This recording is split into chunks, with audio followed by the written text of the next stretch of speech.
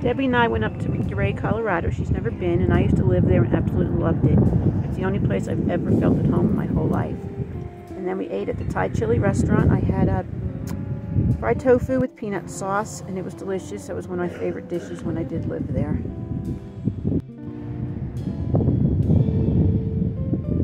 See that right, or is it right there?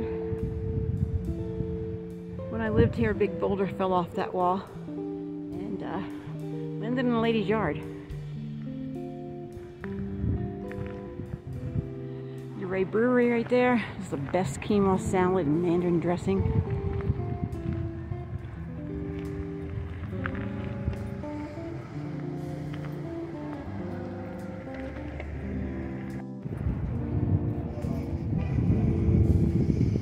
I'm going to the kitchen store here. I have great stuff.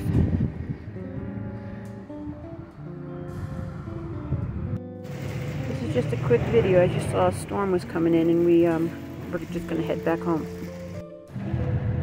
We're heading back to the Grand Mesa. As you can see, the skies opened up, and of course it got cold. But I went to my old job and saw my old boss and said hello. And we just had a good time. Went to one of my favorite stores, the Gator Emporium, and of course the kitchen store.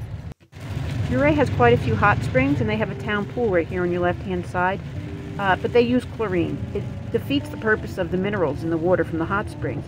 I always go to the Weisbeiden Hotel, which also has a vapor pool, where Chief Ouray, when he first settled there, found the hot spring. And there's also Orvis down in Ridgeway, right outside of Ouray, and that's clothing optional. We've had pouring rain. It created such a thick fog, it looked like the beginning of a horror movie, but it was absolutely beautiful. It's about almost 11 o'clock now.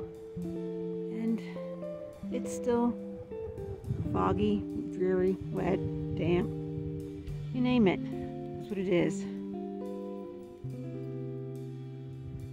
It's creepy. I was telling my boss, it's like the start of a horror movie. It was so foggy in the campground. It's kind of pretty.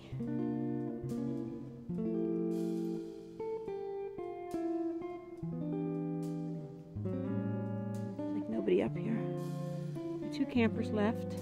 One left a day early. The motorhome's still here. Those are Sean's friends, the maintenance man. They'll be here for a while. And over at Ward, one's leaving today.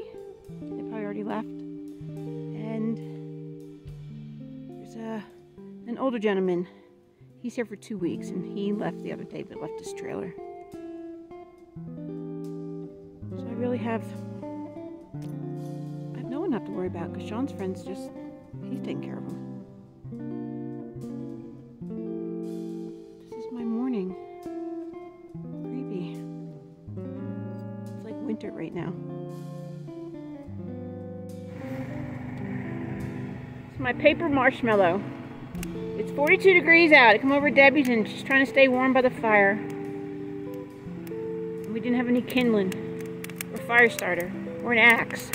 She has nothing here. It's all over at my house.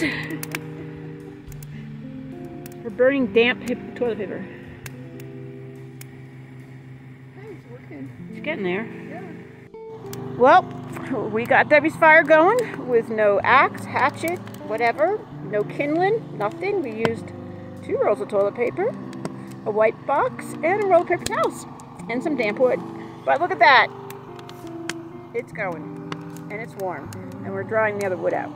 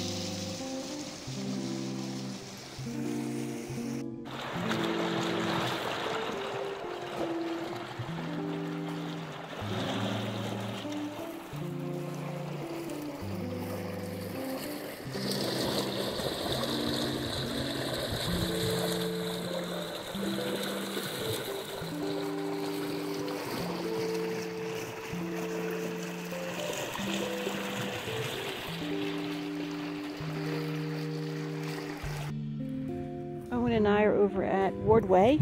It's the other end of Ward Lake. I take care of the campground. I'll show you right over there. It starts there in the forest area and over there. Never been over here. I mean, I've been here and shown you guys the stream down there, and then it goes over to the lake on the other side of that parking lot. But I've never been down here to the lake. No noises, just bear aware. So does Owen. I just found out that there's 3 picnic tables and 2 grills here. So my day use and picnic people can come here instead of coming to bother me at the campground. This is where, I hate to say it, that elderly man lost his life last week here. He went out there and went swimming and drowned. It's dangerous. The water's cold. It's a deep lake. It's a big lake. Wear a life jacket. It's pretty here. And the sound of the stream and the smell, because the water's down, it smells like the bay to me. Back on the East Coast, especially Ocean City, Maryland. You know, there's definitely a stench of dead fish and decaying whatever. But I could listen to this sound all day.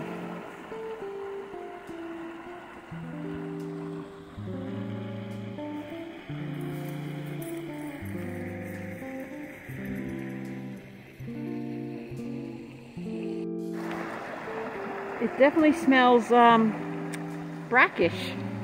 Yep, swampish, brackish, like the bay, like after mating season of horseshoe crab. It's got a stench to it.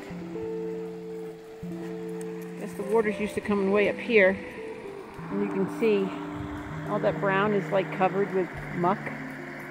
Yeah.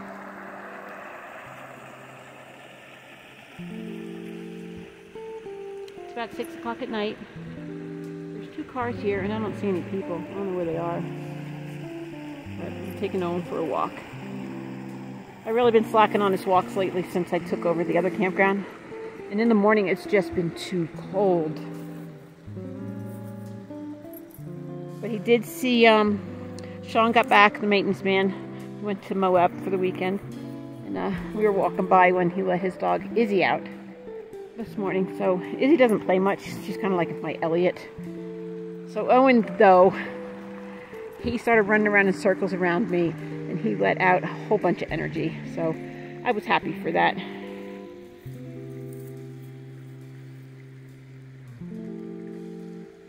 But we're doing a lot of training on our recall so I can start letting him off the leash. He's got a really high prey drive. Once he sees a chipmunk or a squirrel, he's gone, and I'm afraid he won't come back. So I'm going to make sure that he knows his recall beforehand so we don't lose him. I don't know what I'd do. Okay, Owen just saw that culvert over there, you know, that thing, and started barking. What was my first thought? Bear. I mean, a bear could pop up out of these bushes at any time. Or over here in the woods. Owen, it's okay, buddy.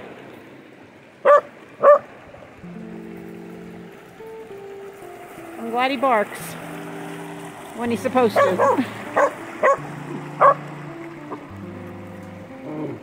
Yeah, it's spooking him.